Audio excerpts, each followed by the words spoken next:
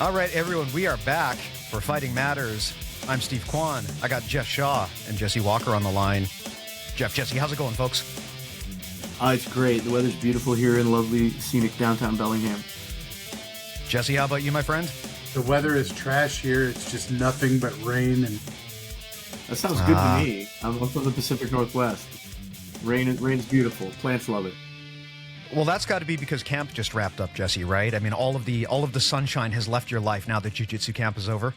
That is right. It's just I'm living in darkness and sadness. Yeah. For those who don't know, Jesse just ran an awesome camp. I couldn't make it, unfortunately. I had shoulder surgery, so I couldn't go. And honestly, after doing this podcast, I fully expect I'd get arrested trying to cross the border into the States anyway, which maybe is what we're going to talk about a little bit here today in a bit. But first, Jeff, something we haven't talked about on this podcast. The world needs to know. What did you think of WrestleMania? So I'm for it. Like, I'm glad that if you had told Jeff 20 years ago that he would be rooting for John Cena to beat Ric Flair's record, he would have called you insane. And he also would not believe he was speaking of himself in third person on a jiu-jitsu podcast. But there's that. I thought it was mostly good. I thought the match quality was mostly high.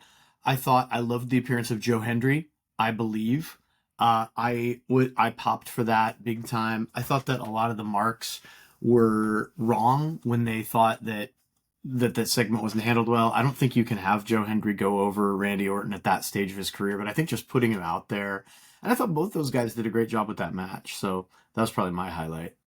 Yeah, I quite enjoyed it. I don't think there's any argument that it was anywhere near as good as last year, or maybe even the year before. Last year was exceptional. They've kind of been on a hot streak, and this year felt a little bit less than compared to what people expect out of the big show.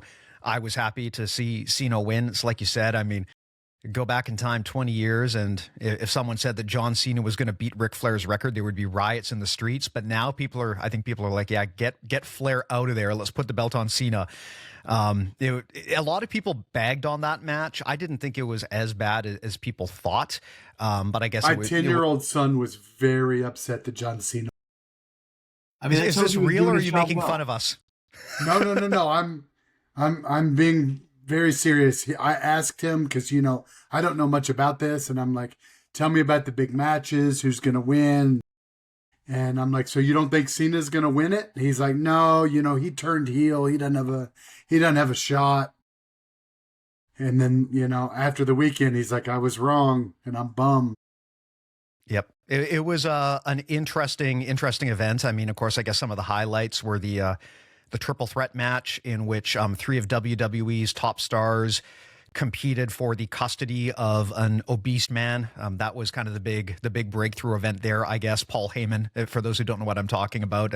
It's kind of funny that in the WrestleMania main event, the big piece of drama is like, who is going to be besties with this little squat chubby guy who actually doesn't wrestle at all. That was the drama that this thing was all around. But man, Paul Heyman, once again, just the GOAT when it comes to just being that kind of playing that manager role in WWE. And I think the big thing too for me was the best match by far was the triple threat women's match, which I think is kind of funny because, I mean, God, if anyone ever checks the comment section of like a jiu-jitsu podcast like this, there's always these weirdo guys who are going to say things like women aren't built for physical activity, all of this incel shit.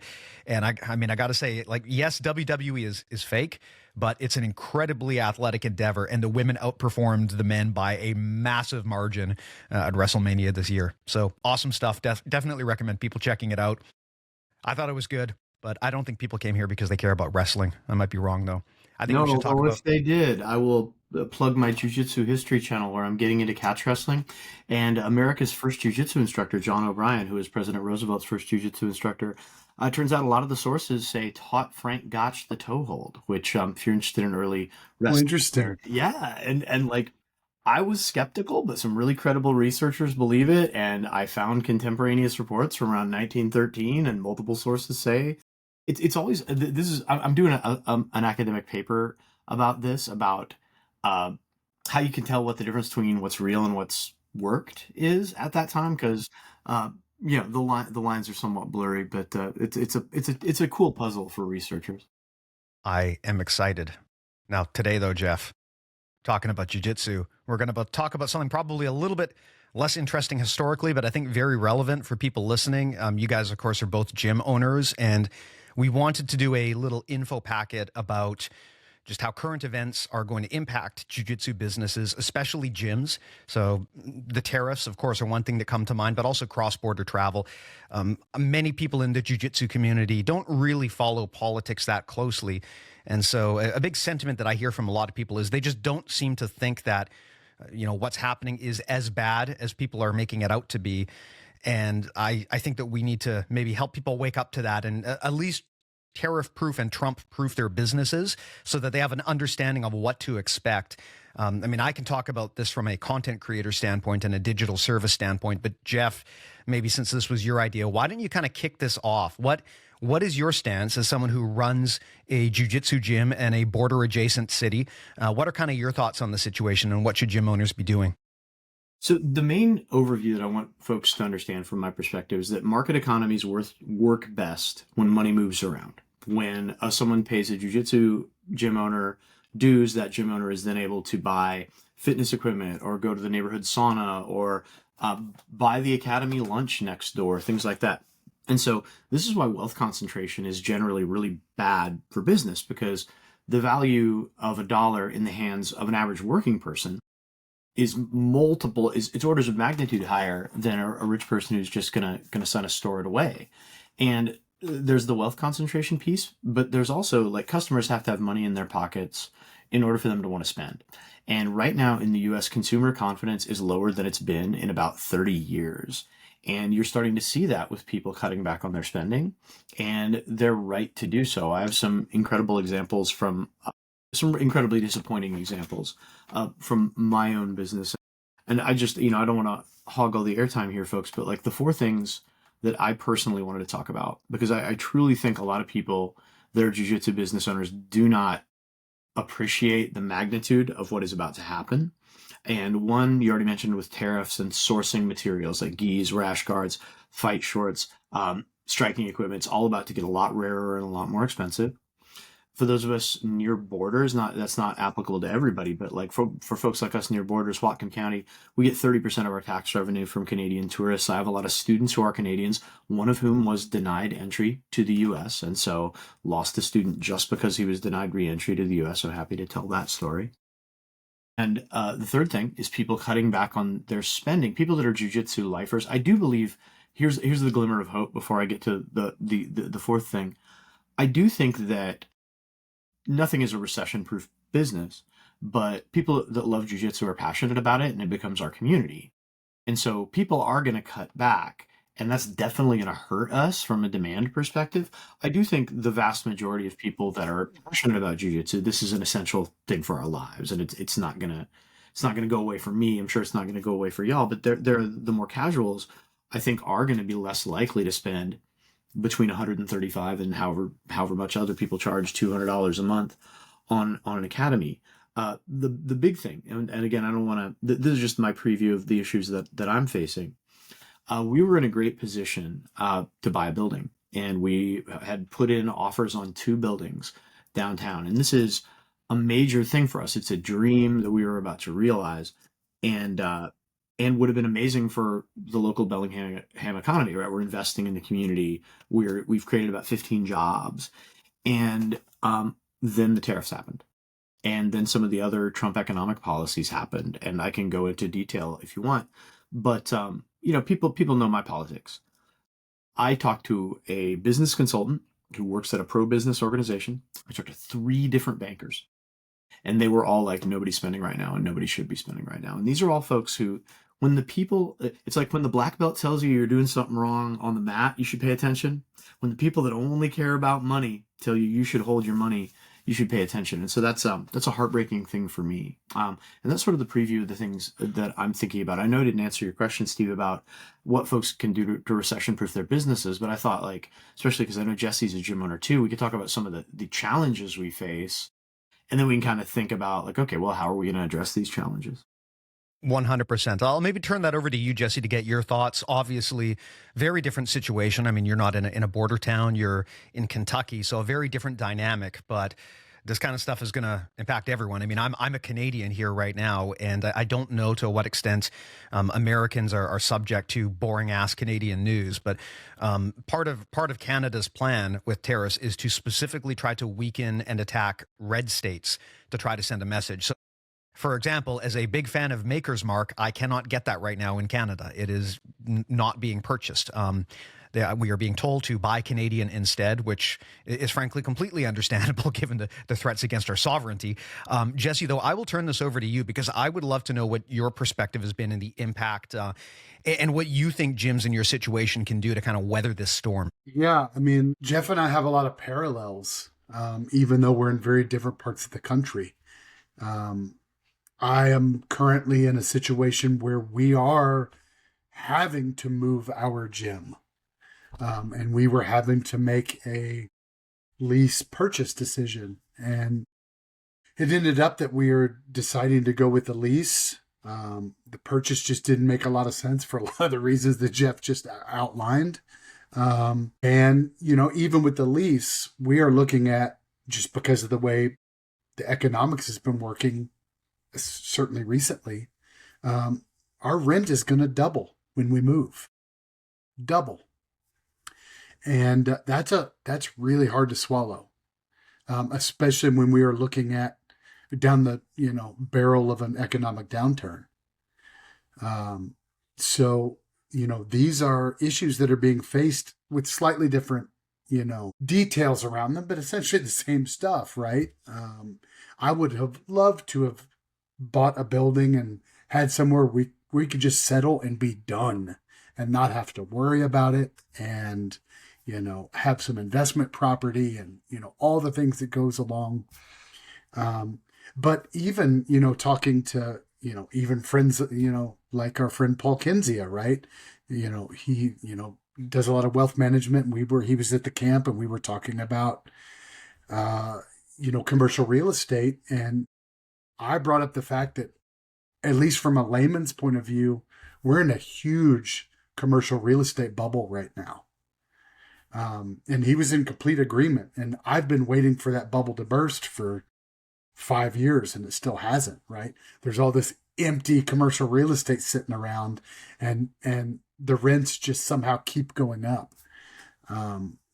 So even things like starting a jiu-jitsu business, moving a jiu-jitsu business, the barrier for entry is becoming untenable, especially in a world where we're supposed to be so small business friendly.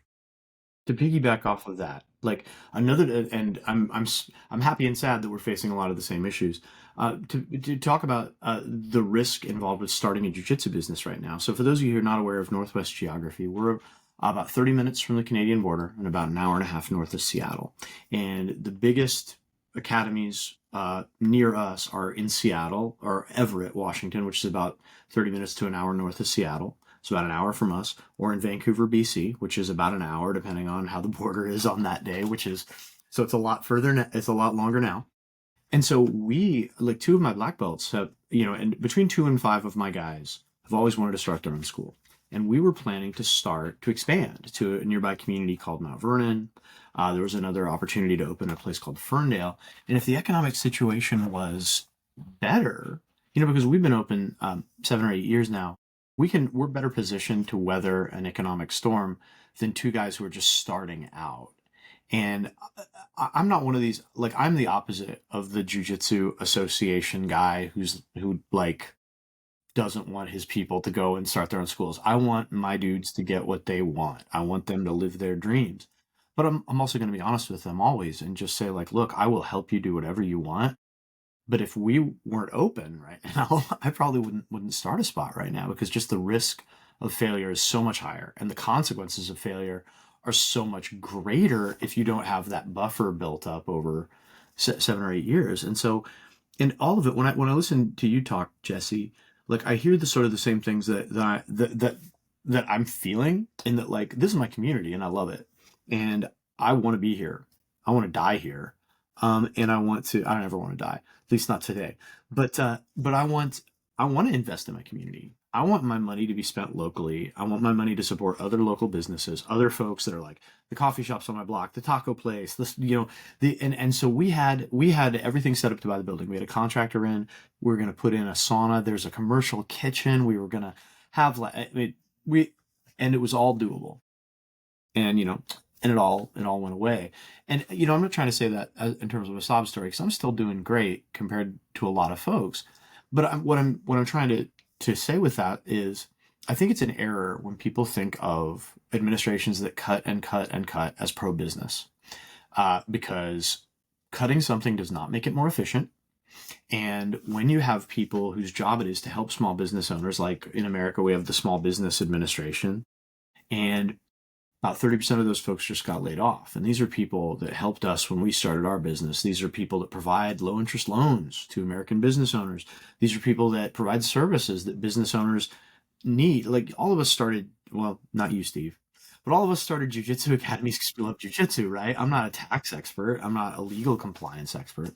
And the SBA has people whose job it is, and I have a background in marketing. A lot of folks don't.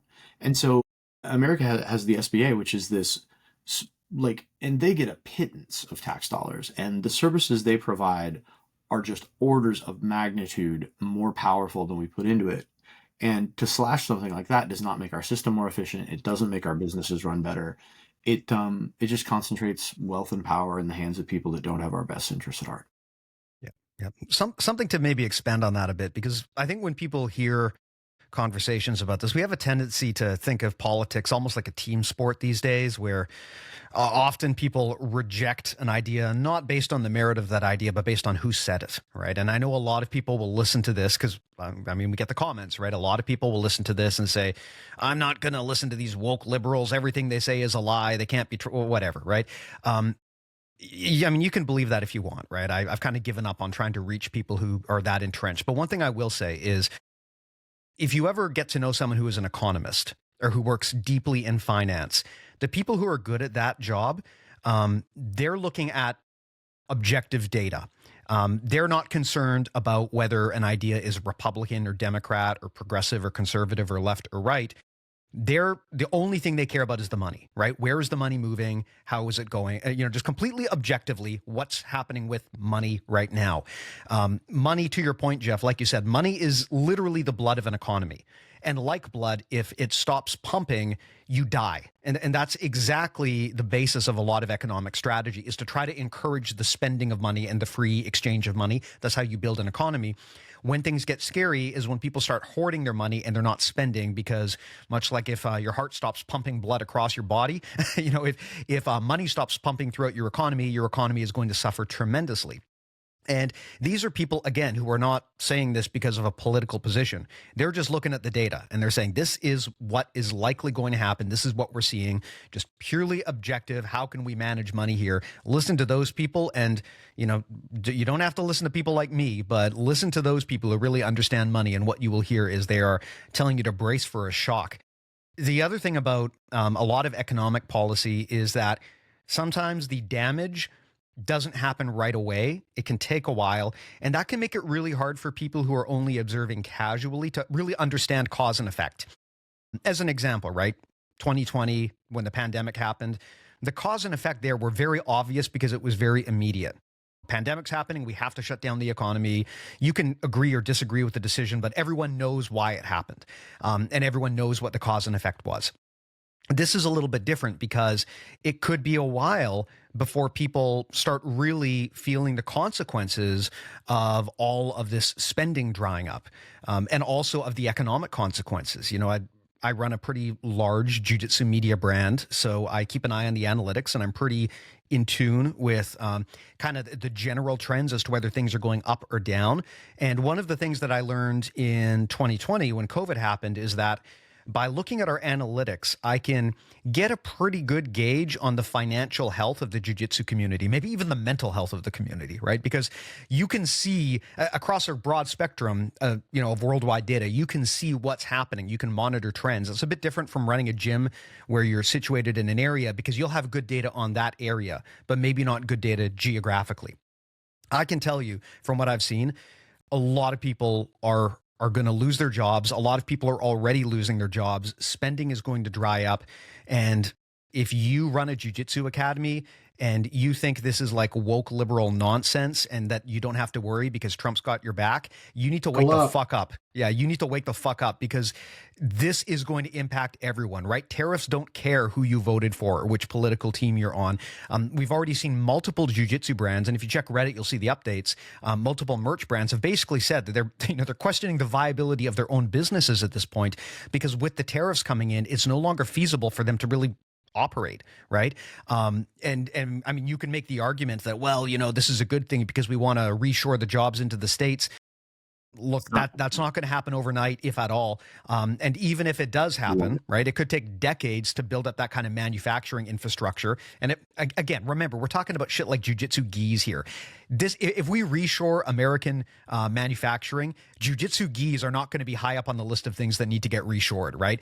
Probably it'll never happen, or if it happens, it'll be very small scale. Well, I mean, the textile business doesn't need to come back here anyway. Like, it doesn't make any sense. Yeah, but, I don't think there's a big army. Yeah, I don't think there's like an army of Americans who are really eager to go back to work in a textile mill, right? I think that those days are over. So even if this tariff thing somehow works, it's going to, you're talking about probably a decade out before any kind of, manufacturing capability is rebuilt in the US to recover from that. And your business will be long dead by then. So, and those gis won't be affordable. Yeah. Exactly. Yeah. And that's a big thing too, right? I mean, the price of gis is going to go way up. Remember, with jiu-jitsu, we're not talking about a particularly affluent industry, right? I mean, yeah, there are celebrities who practice it, but mostly it's just regular people. And although the three of us, and probably a lot of people listening, we live in this bubble where jiu-jitsu is like one of the main things in our lives. I mean, I've talked about this on BJJ Mental Model so many times, right? Jiu-jitsu people, the lifers in here, have a very warped perspective of what jiu-jitsu is like for a regular person, and they just aren't that committed, right? I mean, if jiu-jitsu is just this thing you do once, maybe twice a week for fun, and you get laid off from your job, then that $150 to $200 expense that you pay every month for your membership, it's going to be the first thing you cancel, regardless of how much you love jiu-jitsu. So again, if you are making physical goods, you're probably already feeling this because of the tariffs. But even beyond that, buckle up, right? Because you might think that your gym, yourself, you're totally fine and you're totally safe. But you got to remember, it's not about you. It's about your customers. If they can't afford your service anymore, you're done. We saw this during the pandemic. A lot of businesses got killed by that. I think it could potentially be at least as bad, if not worse here. And the weird thing is, unlike the pandemic, this is a totally self-inflicted wound, right? I mean, there's one person who could stop this tomorrow, and clearly we can't rely on that happening. So the question then becomes, as business owners, what do we do today to guarantee well, maybe not guarantee, but to increase the odds of our survival? So two thoughts on that. And the first is the problem thought, and second is a solution thought. It's really rare that you see economists from across the political spectrum agree on something. And we're talking about libertarians like the Cato Institute, radical right-wingers like the Heritage Foundation, centrists like the Brookings Institution, and of course liberals. Everyone thinks these tariffs are a bad idea. We've tried it twice in America. It's caused an economic recession once and a depression once. No one really thinks it's going to work. Like, literally no credible economist thinks this is going to work. And even if it is, even if it would, even if there were a chance of that happening, stopping the economic lifeblood of the American economy for 4 full years, if you can fix your hand after you put a tourniquet on your arm, it doesn't really matter if you can fix your hand, right? Your arm's just going to fall off. And so and specifically for jiu-jitsu too. Like, I don't know if you all know what the green gi is, and I don't know if anybody listening knows what the green gi is, but we've tried this. Everybody talks about Origin being a gi company that makes its gis in America. And those gis are very, very expensive, and they're not IBJJF legal. I know a lot of people that really love the gis. That's awesome, but it's a specialty product. It's not like a mass market product. So I had a friend who really wanted to make gis in America, and this happened. And she started this project, I think, in 2006, and was trying to source the gis, trying to find a factory to make the gis. Ended up finding one, I think, in Maine. It wound up being prohibitively expensive to source the textiles in America. So she ended up getting the textiles from China, which a lot of people, I wasn't upset by that. I understand how stuff works, but a lot of people were upset by that. Even then, these gis for pre-order were, I think, $225 for like the pre-order friend price, and they would have been more than $300. And I'm only telling this story because I hope, like, I'm definitely not trying to like cast aspersions on this person who put a lot of herself into this business, and I'm glad she tried it. But just to illustrate the difficulty of it, so I think I was the third person to order a gi. Took them a year to ship the gi because these things are problematic, and the gi ripped on the first roll. And this happened to everybody that pre-ordered, because not because she was not diligent, but because, or not because American workers aren't awesome, but these folks who are working in the textiles, a gi is a specialty product. They'd been making things like shirts, right? And so they're like, this will probably work. It doesn't. And so we're talking about a specialty product that takes a long time to train someone. And we're really going to invest 10 years in that to like bring old world stuff back to America. We're really not. So that I think is the problem. And I think people should look that in the face, that unless you want to pay 3 times for your gi what you paid for it, these are not the economic policies that you should support. As far as how we can shore things up, I'm a little more, I don't know if the word is optimistic. Steve, I think there are more people than you maybe think that are passionate enough about jiu-jitsu. Like, I think people will definitely peel off, right, if there's an economic recession. But I think there are enough people that are like, gym membership plus this is where I hang out with the people in my life that I care about, that I do think that we can weather the storm. And I think for me, like a lot of y'all know me, I didn't intend to be a business owner. For me, jiu-jitsu is just something that I have to do, and it's something I think is good for people. And so as long as I'm training with my friends, I'm good. And so I hesitate to even say selling things, but like, we're not selling fighting, we're selling community. In my opinion. And of course, jiu-jitsu is good for so many different things for different people. I always say good, solid, fundamental jiu-jitsu is valuable for so many things, for self-defense, for sport, gi, no gi, strikes, no strikes, doesn't matter. Once you build that foundation, you can do so much stuff with it. But the thing that keeps coming back is the people. This is also why, by the way, I think we should kick problematic people out sooner rather than later, because one problematic person, and if you see the comments on the Shelby post, right, like one of those dudes is going to turn off how many other folks. And like, I think if you get a bunch of good people that are committed to each other's success in a room, a lot can go right. And if you get one problematic element in there, a lot can go wrong. And I think a grenade. Yeah, a grenade's a great example. Dave Porter has a much more profane example, which I'll tell you. Well, this is actually maybe a conversation about how we can find opportunities in this difficult situation, right? Because whenever there is a crisis, inside there somewhere, there's always at least some opportunity that we can go after. And Jeff, you talked about how jiu-jitsu at its heart is really about community. I agree 100%. This is something I've started to advocate for a lot. We all get into jiu-jitsu for different reasons, self-defense or fitness, or we want to be a competitor, or we want to do MMA, whatever. But the thing that keeps people here is the sense of community. And I'd love to do an episode on pandemic PTSD at some point, because I think that was a really good illustration of how when jiu-jitsu people lost their community, a lot of them basically went insane and they never recovered. And I think it would be a great conversation that we could have about that. But even within this situation, right, this is an opportunity for people who work in the jiu-jitsu space to support their communities. Jesse, maybe you could talk about some of the stuff that you've done. For example, I know that you launched a program to comp free training to people who were impacted by the Doge layoffs. So maybe talk about that a bit, because that is a great, easy thing that every gym can do that will immediately help build their community. I mean, you might hurt now financially by doing that, but as an investment in your community, it will probably pay you back 5 years from now if you do it well. Yeah, I mean, I think that is also going to dovetail into one of the things I was going to talk about next. Is one of the things that we can be doing, and one of the things we should be doing, is building brand loyalty. And I think a lot of that is about that community aspect of jiu-jitsu. But yeah, I mean, one of the things we've done at Rough Hands is offering 6 months of free training to any formal federal employee that was laid off because of the Doge cuts.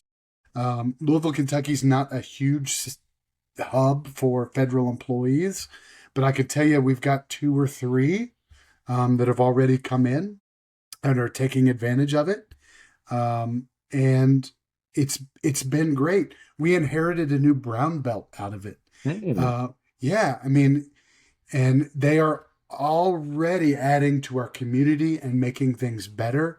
Um, their value on the mats is probably worth more than what they would have been paying me anyway. So I think is really short-sighted to not take advantage of opportunities like that. And like Jeff said, being members of the community, we've done some fundraising seminars for community centers and that sort of thing. And I think in the long term, all of that stuff will pay huge dividends.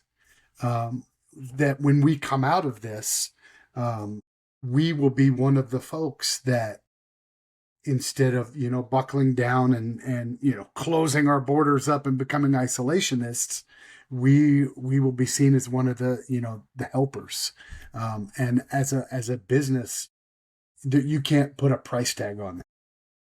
Yeah. Yeah. It's when you're plotting out your finance, one of the intangibles that people always attribute to their business is the value of goodwill, right? And this is a thing that you'll even see right on financial statements. People try to quantify it. It's a very difficult thing to do, but goodwill does have value.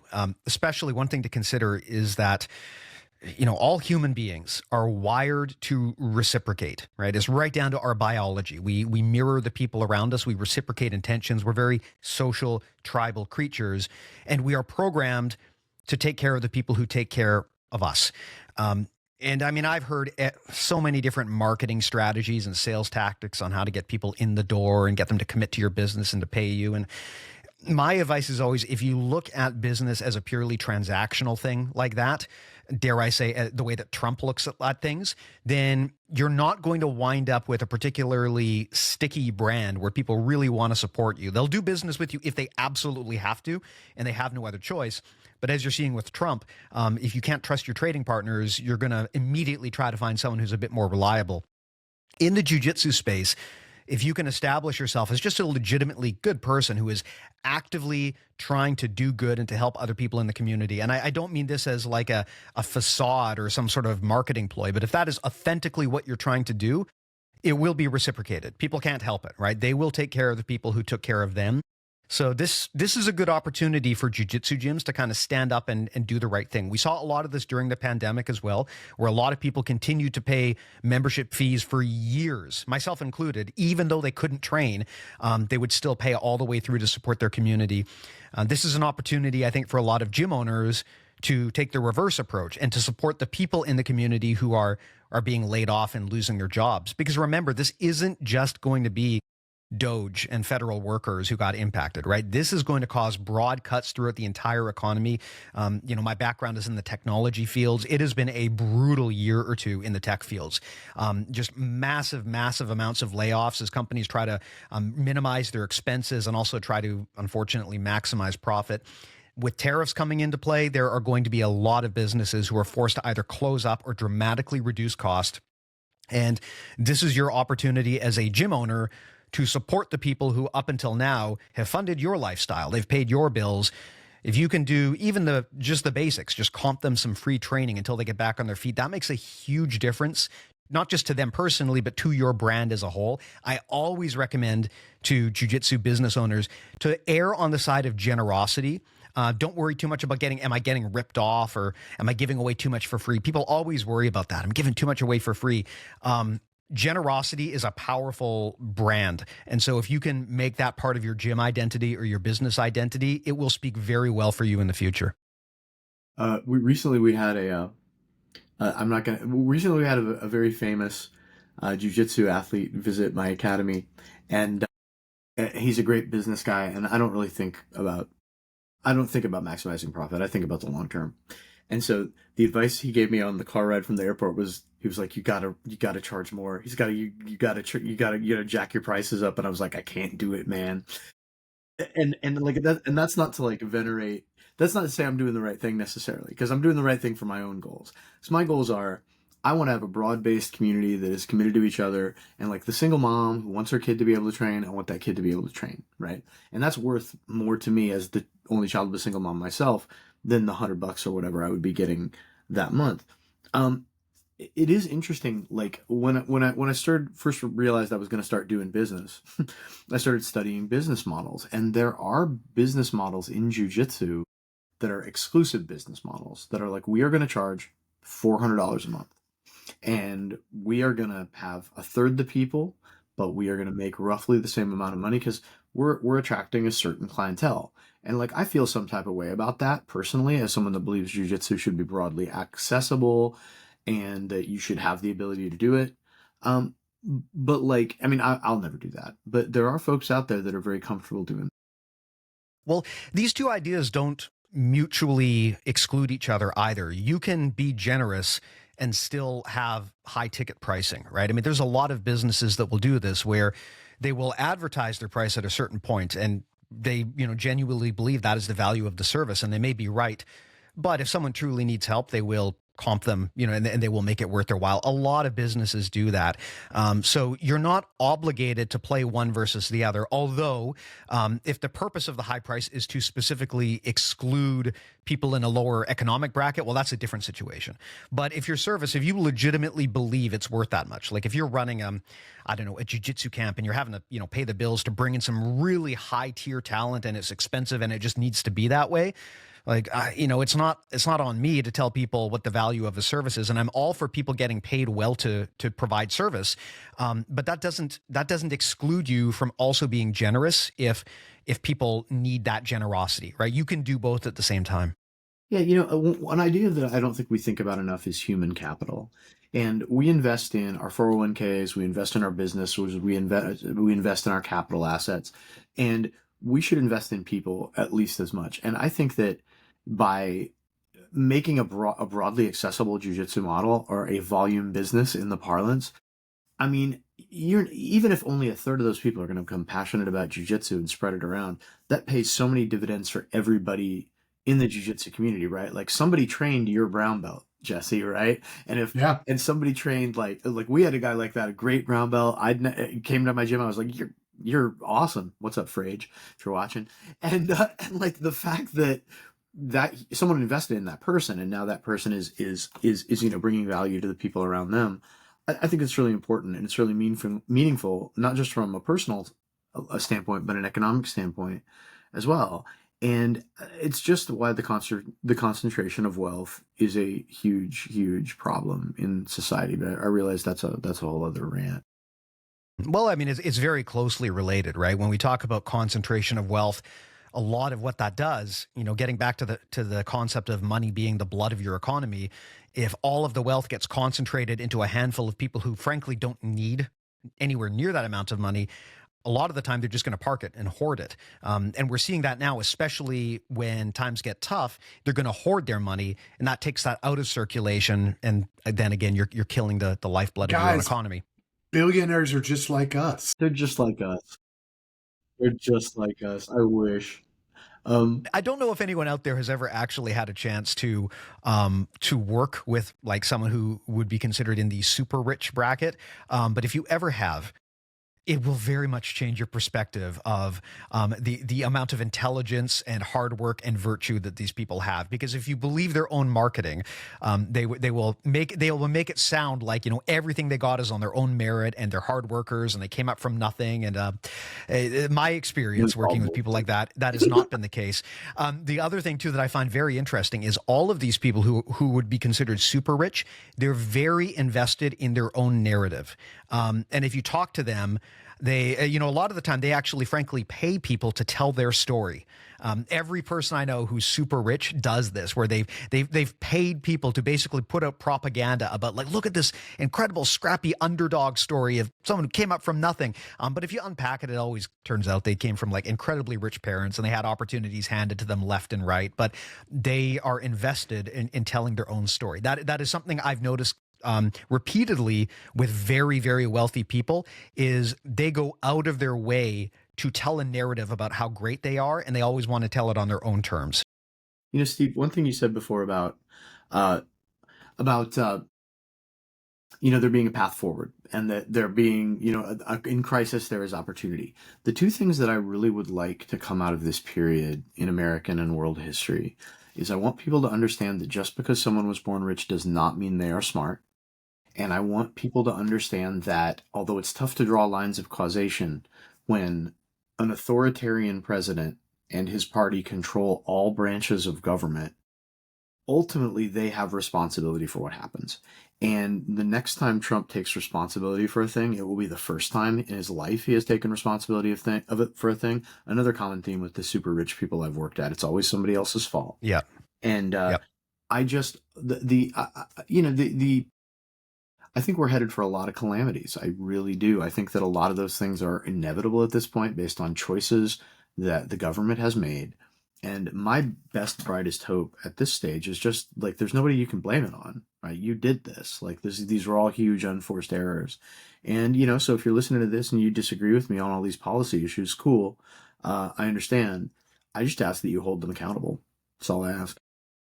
Well, here's the thing, right? I mean, I'm presuming we don't have Mark Zuckerberg or anyone like that listening to this podcast. I may be wrong, but I am presuming that most of the people listening to this and who are kind of impacted by these kinds of problems, they're regular people, right? They're like a bird trying to fly through a hurricane.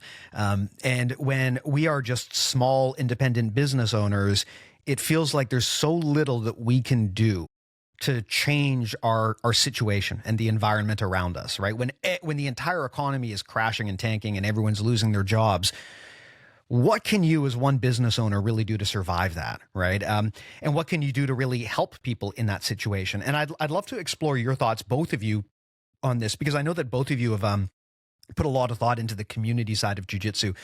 Jesse, I'd love your thought on that. Like, what can a gym owner really do to actually change things, make a difference in a time like this? Yeah, it's a huge question. One of the things that I was immediately thinking about, for a lack of a better term, we in a lot of ways are community organizers. And this is very dependent on the culture of the school that you're in, but I recognize that everybody that walks through my door is probably a black belt at something that I'm not. And being able to have that network meet that many times a week in this kind of neutral and fun and welcome, inviting space provides opportunities that are really difficult to conjure in other areas of life. That is not happening at a Starbucks. That's not happening at the library in the same way that it is on the mats. And I think we have a really interesting opportunity, even if it's local, right? And that's fine. Even if it's local, having city councilmen and lawyers and engineers and whatever else comes through your door, mental health workers. It is an incredible opportunity to, as much as I hate the word, synergize some of this stuff, and really build this core community that can do amazing things in that locality. Yeah, I couldn't agree more. It's great advice. I mean, I've said before that a lot of the time, money is not the only currency.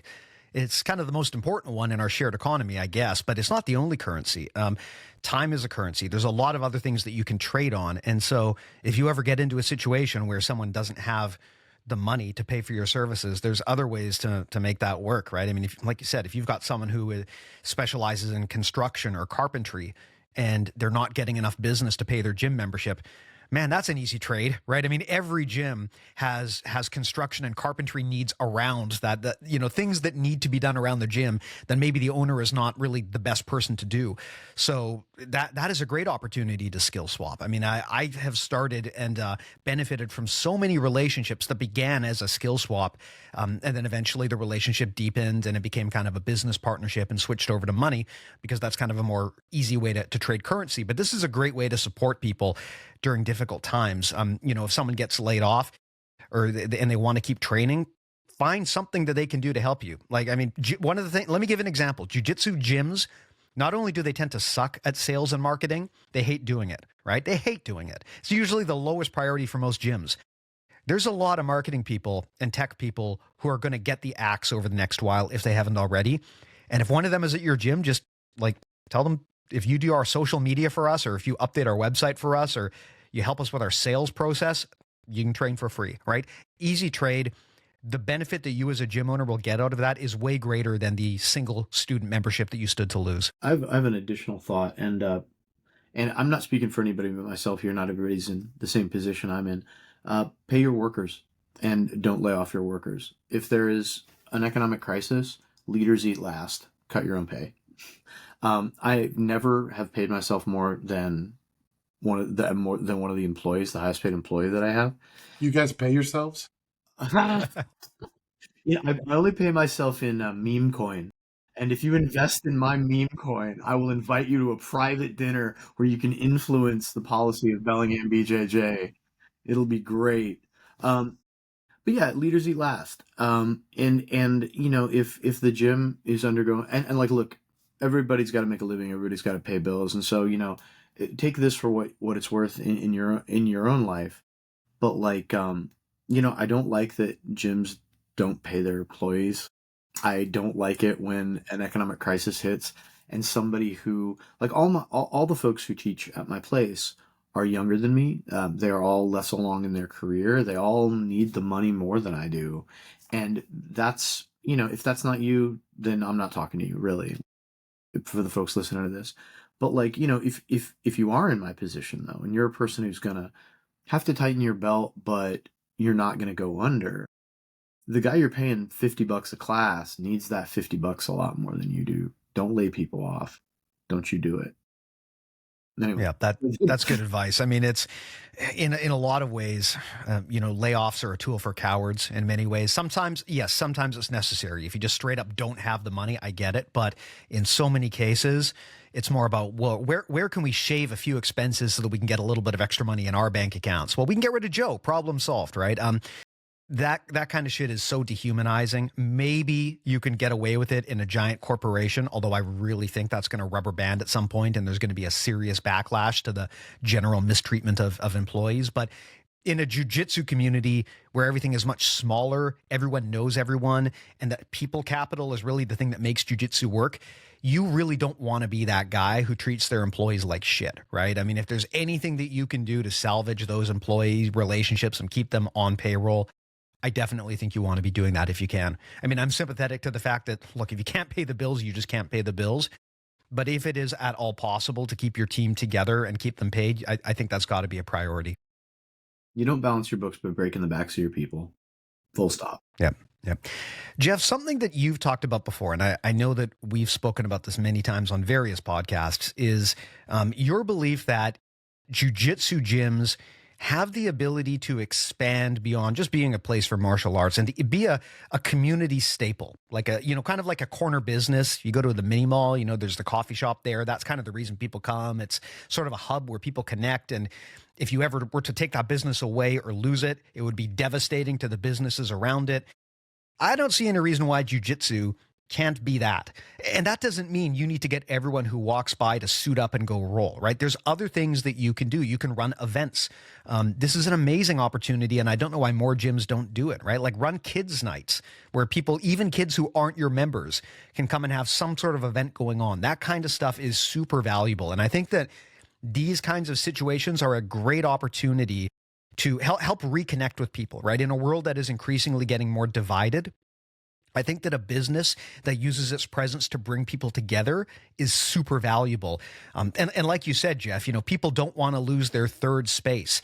Your business is going to be a lot more sticky if people consider it to be kind of the hub where they build friendships and where they connect with their friends. And I think that it really behooves any jiu-jitsu business to try to present themselves in that light and to give that value to the community. But I'd love to hear your thoughts on this because it's been a while since we've spoken about it. Yeah, this has always been the vision for Bellingham BJJ. It's a reason I really wanted to be downtown. I truly believe jiu-jitsu can be a Main Street America business. And it's why we wanted a space with big open bay windows so people could see it, because it's really visually entertaining. People that haven't seen jiu-jitsu and they see it, it's wild, right? We have people who will never train, who stop and watch. We have little kids to people that are in their 80s, and I Same. isn't that it's awesome, Yeah. right? It's like any artist, right? Just even if you never buy a piece of art, if somebody comes by and like appreciates that work, that's a big deal to an artist. And I mentioned this for a couple of reasons. In order to make yourself a third space, at least you have to participate in the community, and you can participate in economic ways or non-economic ways. Bellingham has a art walk, and we have a little lobby. Basically all the local businesses, the coffee shops, the bars, the restaurants, the little boutiques, you can put local artwork up, and people walk from place to place, to just like, oh, okay, we're going to go get a cup of coffee and see some art. We're going to go get a glass of wine and see some art. We're going to walk into the weird pajama wrestling place with all the sweaty dudes, and like, look at this art. It's kind of cool. And I don't get any money off of that. Nobody gets paid. And it's still awesome, because I think, even if you never, there are some businesses and communities where even if you don't go there all the time, it makes you happy to know that business exists. And there's a sense of local pride that, like, people, I advise the student environmental magazine at Western Washington University, and people that never read it are still proud when we win awards. I think of jiu-jitsu businesses like that. Like, hey, I don't know jiu-jitsu, I'd never do it, but you know what my town does well? This thing. And that's awesome. And that costs nothing. And like, and it's fun. And, you guys keep talking, or Steve, you keep talking about brand. And I really feel that like that does a lot for the brand, is like that shows a commitment to the community, irrespective of financial transactions changing hands. In terms of another business model though, and one that makes people a Main Street business. And if you're out there and you're in wherever you are in America, your place probably has a regional identity, right? Bellingham certainly does. We are the city of subdued excitement. And there's all kinds of little iconography. We got Sasquatches. There's a Sasquatch festival about 30 minutes outside of town.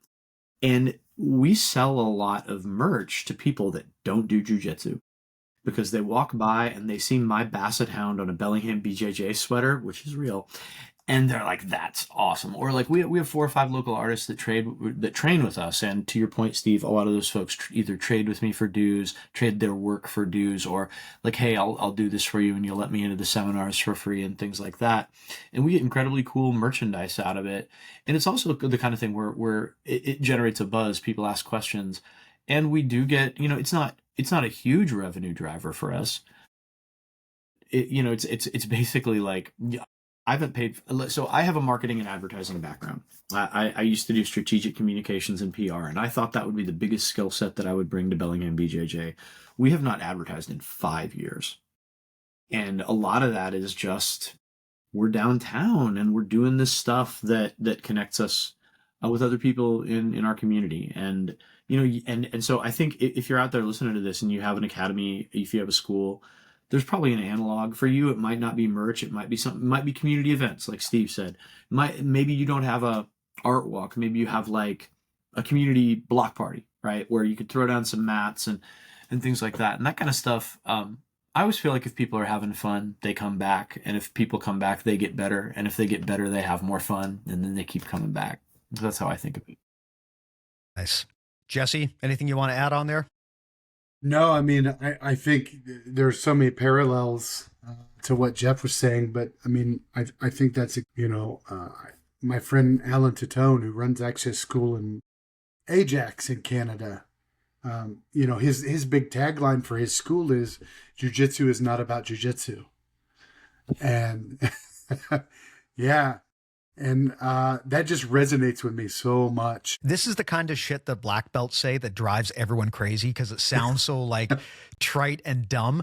And so all the white belts and blue belts get mad, and then one day they become black belts and they're like, fuck, they were right. They were right this whole time. The whole time. Yeah, the best escape to a triangle is don't get caught in a triangle. Yes. Dude, this is, you know what? At the camp that we just did in Georgia a few months ago, Josh Wentworth was saying this, and he gave a big speech about it. He said, look, my advice in most situations is, if you don't want them to do that to you, don't let them do that. And I'm well aware of how unsatisfying that advice is, but it's the best advice you can get. Don't let them do that if you don't want it to be done to you. The mighty. Well, I have that conversation with my students all the time, and I said, when you're prioritizing your training, prevention is always better than cure. Yep. Yep. It's easier Absolutely. easier to stay out of trouble than to get out of trouble. We've talked a lot about some heavy stuff, so I got to tell a funny story from the most recent tournament. So every time, I'm the head coach, and there's all kinds of other coaches. We have 42 classes a week, so people have other people that they work with individually. Like if you go to the noon class, you're going to work with Jamie a lot. If you go on Tuesdays, you're going to work with Kendall a lot and stuff like that. So when we go to tournaments, sometimes people get cornered by, the person that they work with the most. But I think it's a really important skill, because all of these, we talk a lot about how Jiu-Jitsu skill does not translate to teaching skill. And I think neither of those directly translate to cornering skill, which is a particular skill. And, all these overlap, right? If you don't know Jiu-Jitsu, you can't teach Jiu-Jitsu. And if you've never competed, it's going to be tough to corner. But I have people that are on their way from blue to purple teach professional development classes because I think teaching helps you learn. And when folks are purple belts and are coaching, I have them corner at tournaments to get experience because I think it's really valuable. And so one of our awesome up and coming coaches, Jamie Chevalier, what's up, Jamie, was at this tournament. And we have this dude named Nick that I love so much. And Steve, he would be an amazing podcast guest sometime. And Nick's a wild man. He's the coolest kid. And he's one of those no, yes guys where you see him out there on the mat and you're like, no. Oh, wow, that worked out. I have been described as one of those guys because my jiu-jitsu, I'll be the first person to tell you, my jiu-jitsu is just garbage, but sometimes it works. At least half of that is true. Amen to that. So Jamie is coaching Nick, and Jamie's like, "Hey, give me advice on cornering." I don't know if it was Jamie's first time cornering or but like hadn't done it a ton. And I was like, "It's really simple. Just yell at him if he starts to do something illegal." 5 seconds into the match, Nick rolls for an illegal leg lock, and we both shout, "No!" and then and he got out and did just great during the rest of the match. So yeah, just don't do illegal shit. It's more black belt wisdom. There you go. Well, any other closing thoughts, guys? Because I had one or two more things I wanted to throw in. But before we tie this up, on the topic of things that jiu-jitsu business owners can do to kind of weather the storm that's coming, anything else that we want to discuss that we didn't cover? Just two things that I think sum up a lot of the themes, which is this work is about people. If you can make people happy, you are doing something right. And if you're not, you got to change your shit. Second, think long-term. Results-oriented thinking is a great way to be wrong in the short term. And so think about where you want to be. I'm not trying to make the best white belts in the world, right? I'm trying to make happy, healthy black belts. And I think about that for business too. Like, I don't care how we do in the next week, but I care that Bellingham BJJ is here in 10 years and then another 10. Yeah, I was also thinking about just this concept of mutual aid. I feel like there's so many communities that, all the jiu-jitsu schools hate each other and are constantly trying to sabotage each other. But even if it's not necessarily in your locality, like support your friends, support your, other schools in your area, support your sister schools all over the country, right? Bring each other in for seminars, take care of each other. That rising tide and the boats and all that is a truism. We're all in this together. So let's fucking act like it. Beautiful said. Beautifully said. One thing I would add onto that, if you have to tighten your belt, and we all do, right? Whether it be because financially you need to, or because ethically you feel obligated to in some situations, and we'll get into that in a second. Try to preferentially favor the services where if you pay them, it really makes a difference. So let me give you an example, right? If you cancel your Amazon Prime subscription or your Audible subscription, Jeff Bezos doesn't give a fuck. He won't even notice, right? If you cancel your jiu-jitsu membership, that will directly impact your coach. And I'm not saying that these things are apples to apples, right? Obviously the cost is different, but the cost is different. But what I'm trying to get at is vote with your dollars and understand that even these relatively small subscriptions make a big difference. And where you put your money matters. Yes, times are tough, but we want to make sure that, presuming we weather this and get through this, we want to make sure that those businesses that we love are still there when all of this is over with. Amazon is still going to be there. Netflix is still going to be there, right? They don't care if you're a member or not. But if you're supporting a small jiu-jitsu business, and they're all small businesses, you know, even BJJ Fanatics, right, is a small business in the grand scheme of things. If you were to compare them dollar for dollar to any other medium-sized corporation, they'd be considered tiny, right? So it's a small industry. And if you love jiu-jitsu, try to find a way to continue to support the people that you want to keep existing here. I'll say, as an example, right, I'm a Canadian, and as you guys probably know, there has been a significant effort in Canada for Canadians to cut expenses into America, you know, to boycott American products and not buy American stuff. I specifically made a point of cutting out a lot of stuff, especially Amazon, right? I am just not comfortable with anything related to Jeff Bezos and his, you know, his Trump boot licking. And I thought that was going to be really hard for me because I use Amazon Prime so much. I buy so much stuff off of Amazon. I am a huge fan of Audible. I've been a member for well over a decade. I probably spent thousands of dollars on them over the years. And I thought it was going to be real hard to cut those services. I thought how can I survive without Amazon in the year 2025? Turns out it's actually not that hard at all. I canceled my memberships and it made like no difference to my life. And now I found alternative services that actually provide basically just as good a service, except you get to support people that you actually like and respect and want to see survive. So as an example, right? People who listen to my stuff, probably a big fan of audio style material, probably may have an Audible membership like I do. I canceled Audible. There's a great service called Libro.fm. It has pretty much every audiobook that you would want, except I guess for the Audible exclusives. You don't have to support Jeff Bezos, and it actually funds your local bookstore. So if you join Libro, you choose your local bookstore, and whenever you buy a book, that book sale is attributed to that store and they get a cut. I would much rather support the bookstore that is a 10-minute walking distance from me than give Jeff Bezos an extra $20 a month that he doesn't even need or doesn't even notice. Like I can tell you this, right? As someone who makes his money by selling, you know, $20 a month jiu-jitsu subscription, your $20 a month to Netflix means nothing to them. To me, it means everything. It's like the difference between my kids get fed or they don't, right? And I am way more dedicated to the success of the people who pay me than Jeff Bezos ever will be to you. So I really encourage people, if you do have to cut expenses, try to find a way to make sure that the expenses that you keep are meaningful. Try to cut the expenses that really don't matter. Vote with your money, right? If someone is doing something that you don't agree with, stop paying them. Yes, there's a lot of big monopolies that control a lot, but I was very pleasantly surprised by how easy it was to just cancel all of that shit. I didn't expect it to be so easy. It made basically no negative impact on my life. So do consider doing that if you have to cut expenses, would be my last bit of advice. Great advice. By the way, Steve, I ordered a pair of shoes merely because the ad tagline was "Proudly Canadian." There you go. I was like, eat your tariffs. Unfortunately, you're going to have to pay like 150% markup on those now. But you know what? You fell on your sword there, man. We in Canada appreciate you. Absolutely. Like, I stand on guard for thee. Thank you, sir. Now, one other thing that we could do here as we tie this up, you know, this little initiative of ours has gotten a lot more traction out of the gate than I thought it would within just the first few weeks. And of course, like any site that puts out provocative content, you get people who love you and you get the haters. My feeling has always been if someone wants to disagree with us respectfully, cool, absolutely. But if someone wants to call names or just straight up publish misinformation or be abusive, I don't feel obligated to give those people a platform. So most of the time, like, understand if you're going to, you know, call us negative names and you're not adding anything to the conversation, I'm probably going to nuke your comment, right? But every once in a while, someone says something so profoundly stupid that I think it merits being reflected on. And I thought, you know what?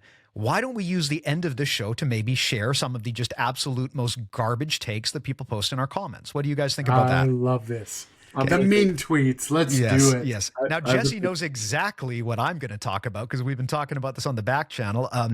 Jesse's partner, both in business and in life, Shelby York, was just on our podcast talking about some of the issues that women face in a male-dominated sport like jiu-jitsu or the martial arts.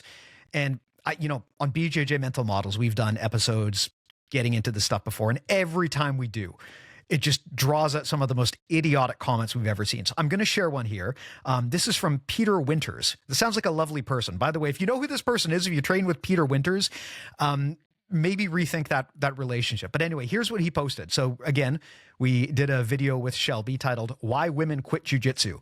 Peter Winters' response in the comments: "Why? For the same reason women are not on the front lines in Ukraine fighting wars. Women are not suited for fighting anyone but women. BJJ is not a self-defense system for 100-pound girls. Weight and mass are indeed factors girls can't overcome. Part of this is physiology. Thin, weak bones, low muscle fiber density, mainly slow twitch myofibrils. Okay, I'm not a whatever. And this is my favorite. And small, almost hollow jaws. I got so sick of teaching whining chicks, I eventually told them to take other classes. It's not baking cookies, and it's going to hurt. That's why." There are at least 3 fantasy football team names in there. The slow mitochondrials, the hollow bones. I was going to say, you know what? I've heard a lot of, like weird incel theories about women, and I've heard a lot of phrenology bullshit, but women have hollow jaws, so they can't do jiu-jitsu. That's a new one. I've never heard that before. So bonus points for creativity. Would you, lovely gentlemen, like to respond to Mr. Peter Winters? I think there's something wrong with literally every sentence there. Yeah. Including the first one, which is, women are fighting on the front lines in Ukraine, you clown. So that was the first thing so as soon as he posted that, I always want to entertain the possibility I might be wrong. So the first thing I did was I Googled that statement, and it was abundantly clear that is complete bullshit, right? Like, women are absolutely fighting in Ukraine, and it is obviously disrespectful and just straight up fucking false to say otherwise. But I thought the message only went downhill from there. And, I appreciate a good shitty message that gets worse over time, because it's hard to do. It's hard to come out of the gate with something that stupid and then get dumber over the course of a very long paragraph. It was a long descent too. Yeah, no. That was the Sergeant Pepper of shitty logic. Yeah, yeah. Also, I think another factual inaccuracy is that this dude has ever taught anyone anything that might be called jiu-jitsu.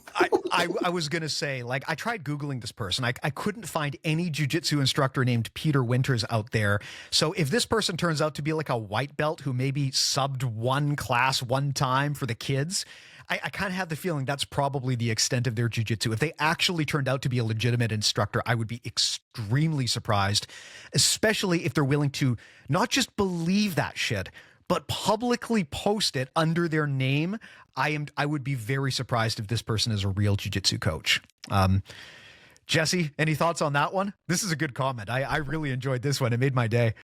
Yeah, I mean, it was just, you never know. You could never tell like what the next sentence was going to be. Like, there's sometimes you can read shit and you're like, I know where this is going. That motherfucker took a left turn and a right turn and a U-turn, and they really covered the bases on it. Congratulations, Peter. Yep. That was really something. That was a good one. Did not see hollow jaws coming.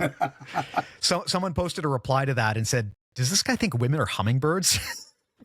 I thought was very funny. Damn, women and their hollow jawbones are ruining jiu-jitsu. So Jesse, you go tell your wife that her hollow jaws are ruining our sport. I will. I'm going to face lock her as soon as I get out of here. Yep. Especially given, at WrestleMania, like just a week ago, the women outperformed pretty much all of the men on the card. So, I mean, I'm not going to, obviously at an average level, men are going to be bigger and stronger. But if you think women can't fight, you're a fucking idiot. I don't know what else to say. And look, we all have a zillion examples of our incredibly tough femme-bodied training partners. One of my blue belts, thought that they'd cracked their collarbone. They rolled for 2 months with a broken sternum. All right, and I assure you that was not a hollow sternum. Finally went to the doctor, got an x-ray. It's like, oh yeah, my sternum is broken. I'm like, that is a special kind of tough.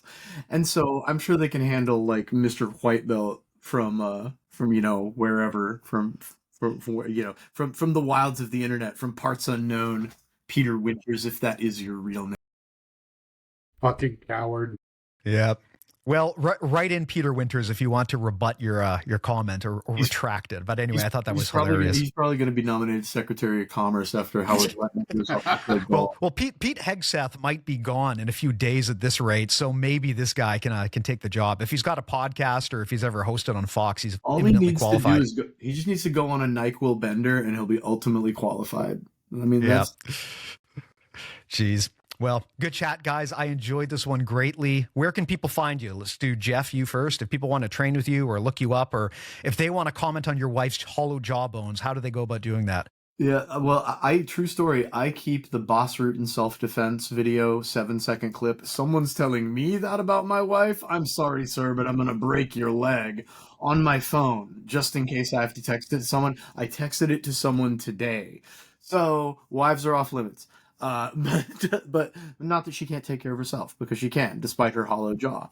But yeah, I am. So I teach at Bellingham BJJ in beautiful downtown Bellingham. We're online at bellinghambjj.com. I have a bunch of jiu-jitsu history videos about early jiu-jitsu in America, and I'm posting those to TikTok and Instagram at Jeff Shaw BJJ. Amazing. Mr. Walker, if people want to train with the friendliest gym in Kentucky, and I'm going to keep calling you that, where do they go? Yeah, of course. So yeah, you can find me and my wife, Shelby York, and I won't protect her. You want to have a go at her?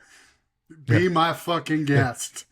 You will discover her jawbones are much denser than you may have anticipated. Yeah. Yeah, you can find us both in Louisville, Kentucky at Rough Hands BJJ, Rough Hands BJJ on the socials. We love visitors, so come see us. We'd love to meet you. Awesome. And all of my stuff is at BJJ Mental Models. Pretty easy to find. I go by that handle everywhere. Or, of course, you can check out our podcast at bjjmentalmodels.com. And you know what? Pretty much everyone that has been on this show in some capacity has been on or probably will be on that podcast. So if you want more of any of these goofballs, you can just go check out that and you will find more of those goofballs. But thanks a lot, guys. This was a fun one. I hope it helps a lot of people. It's, if nothing else, I hope it makes people realize they got to plan for this stuff. I think many jiu-jitsu gyms feel like, we're too small time. This isn't going to impact us. We're just a local regional gym. But at the bare minimum, if there's one thing I hope people take away from this, it's that you should be thinking about the impact of all of this economic stuff, because it will impact your gym regardless of who you voted for. And at the bare minimum, I'm not going to tell you what to do, but you should at least think about that and have a plan. So hope that helps. Great chat, guys. As always, thank you for doing this. This was a blast. Great. Thanks, guys. Take care. See you guys.